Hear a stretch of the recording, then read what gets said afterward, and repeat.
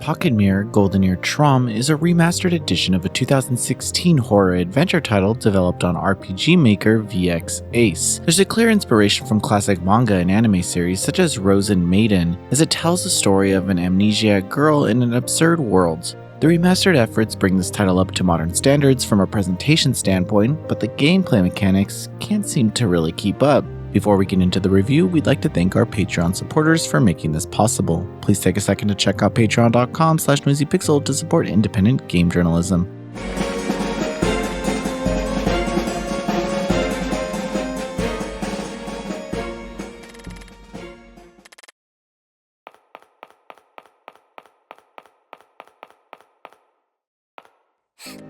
Pocket Mirror GoldenerTraum begins when our protagonist wakes up in a dark room surrounded by roses. She can't even recall her name or anything about herself that could give her a clue about the past, but for some reason, she has a golden pocket mirror, and she knows that for whatever reason, she can't let go of this precious item despite not being sure why. At first, it seems like we're going inside of a castle, but after moving around, it's hard not to notice the strange things about this world. In a way, this dark place is reminiscent of Alice in Wonderland, showing a twisted logic beyond common sense and scary circumstances that keep the player on edge. The game does a great job of creating a sense of unease. Blood covers some areas, and there are various supernatural elements, from talking pumpkins to a mysterious demon boy who can show theater pieces about other characters. Without going into spoiler territory, there are 4 girls our protagonist will meet in her journey who act as a key to understanding what's going on and getting one of the multiple endings. With some abstract details, the plot may feel disgruntled at times. The narrative consistently teases the conclusion, which allows the players to grasp about the truth early on, but everything is revealed across one ending. After understanding what happened, repeat runs add more impact to the choices of the plot, adding significant meaning to what's actually going on. Pocket Mirror may sometimes feel gratuitous in its violent imagery, and the emotional impact of events will depend on the player.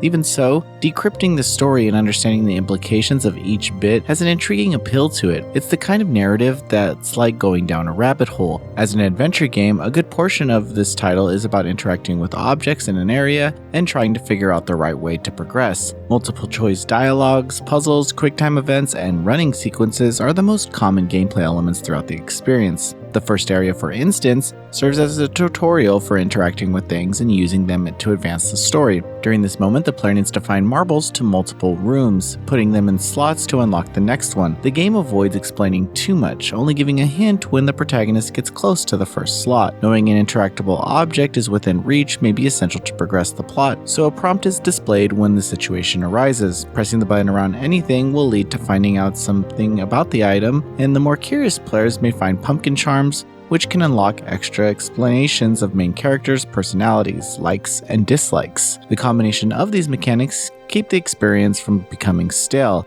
There's always something fresh to do, and unless you're the kind of person who looks up guides on the internet, you can hardly anticipate what's going to happen next. However, it also never feels like Pocket Mirror truly evolves, with simple challenges leading to the ending. It's recommended to save often, as even small choices can lead to a bad end.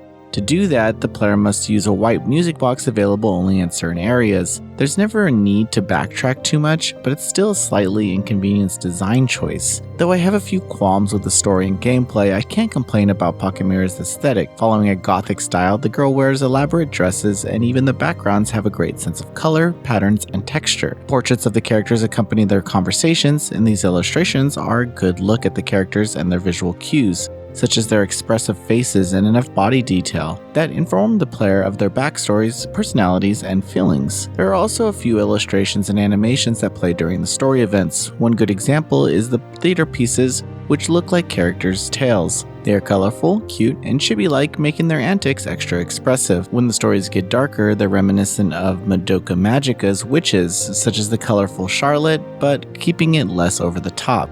The sound effects and background music are also noteworthy, as the game leans on the horror side. It explores disturbing silence, small sounds like steps on aged wood, or a never-ending grandfather clock, and even whimsical music for the colorful theatrical moments.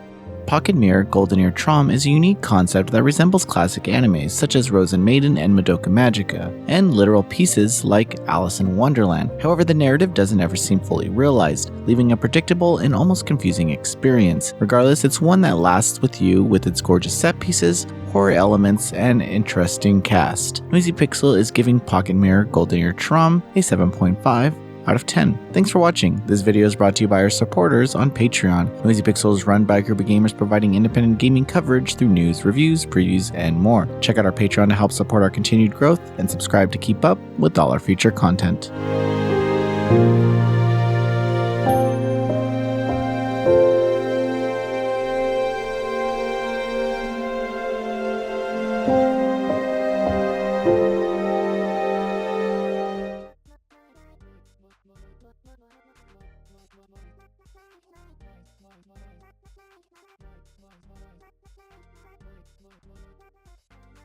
Noisy Pixel.